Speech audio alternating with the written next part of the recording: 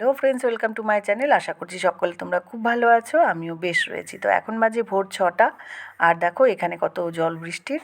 কাল রাতে এখানে খুব বৃষ্টি হয়েছে। তা এখন আমার বর বেরিয়ে যাচ্ছে তিনসুকিয়ার উদ্দেশ্যে। তিনসুকিয়া থেকে যাবে ট্রেনে করে ডিমাপুর।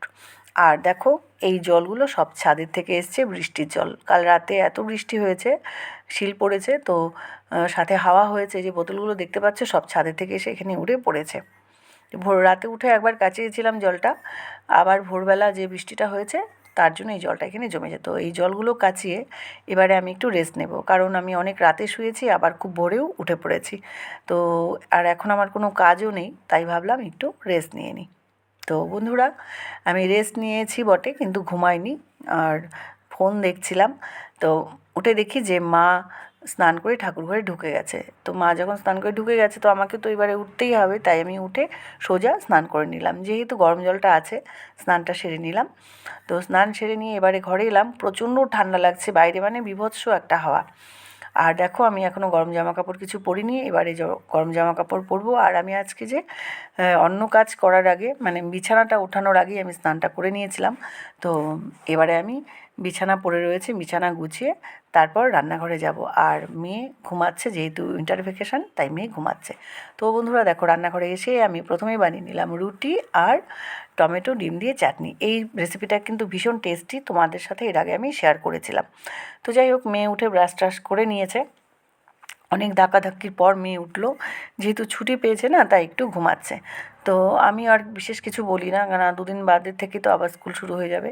তো তার জন্য আমি কিছু বলি না। যাই হোক বন্ধুরা, এবারে আমাদের খাওয়া দাওয়া শেষ, আমি চলে এলাম ছাদে। কারণ যে হারে ঝড় বৃষ্টি হয়েছে, গাছগুলো কী হালে আছে একবার আমার দেখা উচিত। তো এসে যা দেখছি, তারা দিব্যি ভালো রয়েছে। তো এটা আমার জন্য অনেক অনেক আনন্দের ব্যাপার, কারণ অনেক কষ্ট করে গাছগুলো লাগিয়েছি, তোমরাও দেখেছো। তো এবারে যেটা হলো যে আমি দুপুরে রান্নাটা বসিয়ে দিয়েছি। বসিয়ে আমি করে নিয়েছিলাম, তখন আমার চার ছিল না, তাই তোমাদের দেখাতে পারিনি। তো রান্না করেছি মাছের ঝোল, ডাল আর বেগুন ভাজা। আর মা খাচ্ছে রুটি, আমি আর মেয়ে খাচ্ছি ভাত। মা একটু লেট হলে আর মা দুপুরে ভাত খেতে চায় না। তো বন্ধুরা, কাল তোমাদেরকে বলেছিলাম তোমাদের সাথে আমি চপের ভিডিওটা শেয়ার করব, তো তাই তোমাদের সাথে আমি এটা শেয়ার করছি। তো দেখো এখানে 2 পিস মাছ নিয়েছি, একটা সবজি মতো বানিয়ে নিয়েছি সব মিলিয়ে। আর মাছগুলো ভেজে নিয়ে কাটা ছাড়িয়ে নিয়েছি। কাটা ছাড়িয়ে নিয়ে এই সবজিটার সাথে আমি মিক্স করে রেখেছি। আর এদিকে দেখো আলুটা আমি সেদ্ধ করে নিয়েছি। সেদ্ধ করে এই যে ডালের কাঁটাটা দেখছো, এটা দিয়ে ভালো করে স্ম্যাশড করে নিয়েছি।